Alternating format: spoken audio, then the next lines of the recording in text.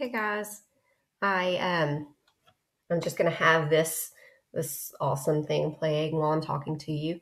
Um, I want to go over what your test is going to be about on Thursday. So hopefully it's Wednesday and you're caught up.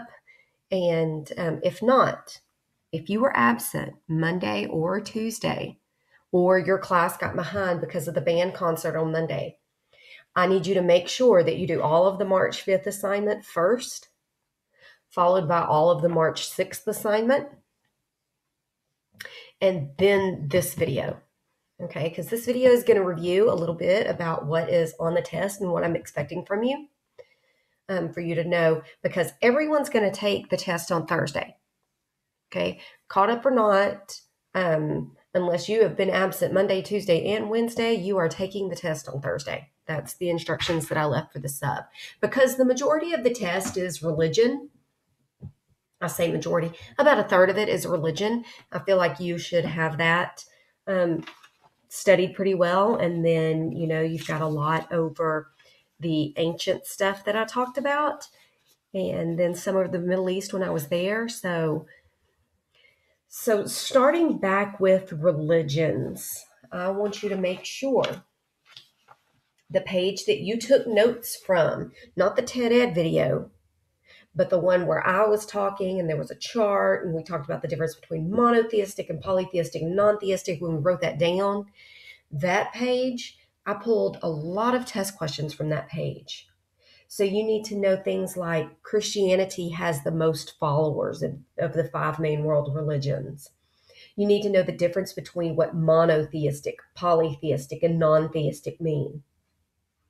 You need to, and I hid my tools. Oh well. You need to know that things like the symbols, like Judaism, the symbol is the Star of David. Christianity is the cross. Islam is the crescent and the star.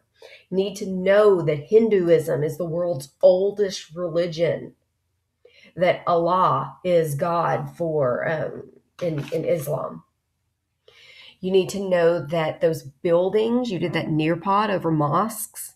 You need to know that the buildings that a Muslim would go in to worship is called a mosque, and that has those skinny towers called minarets. Sorry.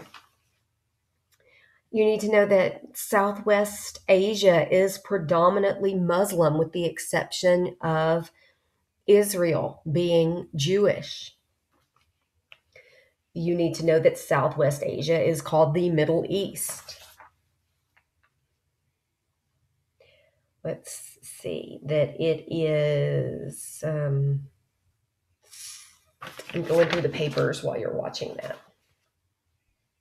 You need to know that Mesopotamia was in between the Tigris and the Euphrates rivers, that Mesopotamia was part of the Fertile Crescent, that it extended from the Tigris and Euphrates all the way over to the Nile.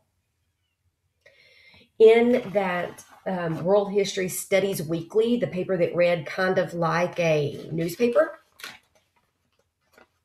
we talked about Mesopotamia, we talked about the Sumerians, talked about the Fertile Crescent, how some of the things that the Sumerians did first. And then when we opened it up on the inside, we talked about how they were polytheistic.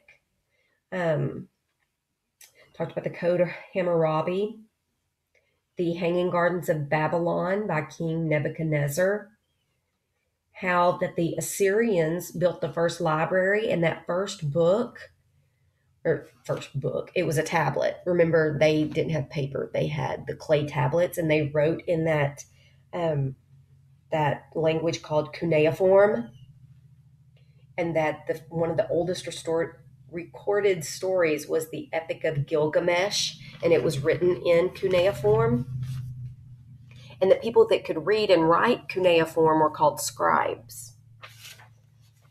And then we got into, some of the issues in modern day issues in the Middle East and North Africa, and how oil has really made this area wealthy, but it's also brought its own host of problems, and how water scarcity, the scarcity of water has really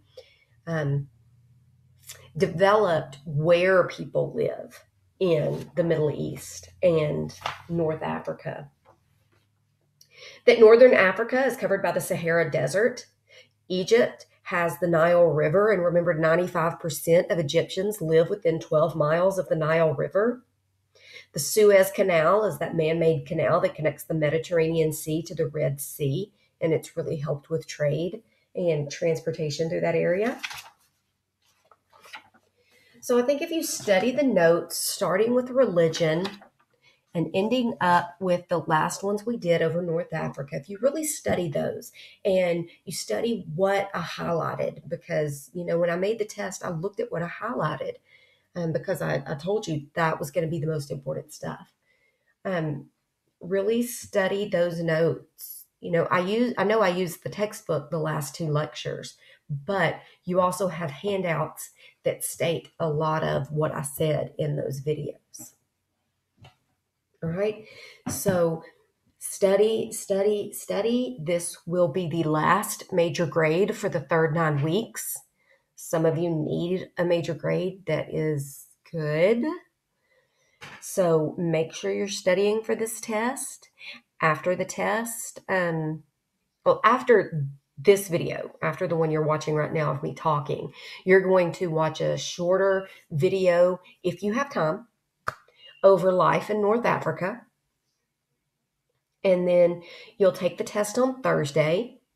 If you finish the test on Thursday, you'll read your AR book.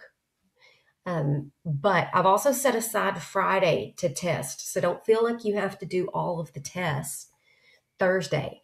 If you need more time, you will have Friday to take the test as well. After you finish on Friday, I'm going to upload a Jeff Corwin video. He went to Morocco. Remember, Morocco is in northern Africa. It's that country that claims Western Sahara, but there's some conflict there. It's the one that almost touches Spain, separated from Spain by the Strait of Gibraltar, if I can talk. So you can watch that Jeff Corwin Morocco video after you're done with your test on Friday. I left in my subnotes that you couldn't watch it on Thursday because I don't want people rushing through the test just to sit down and watch a video. So you won't be able to get the Chromebooks on Thursday at all. It won't be until Friday that you can watch that video. I do want you to take your time on the test. The video is not necessary. The test is. Right? So good luck. Have a great spring break. Remember that I won't be back in the week after. You will have a sub again, and we'll do much like we did this week, where I have videos that you listen to, and papers that you'll do, and then I will be back the following week. So you'll hear my voice again the Monday after spring break. Bye, guys.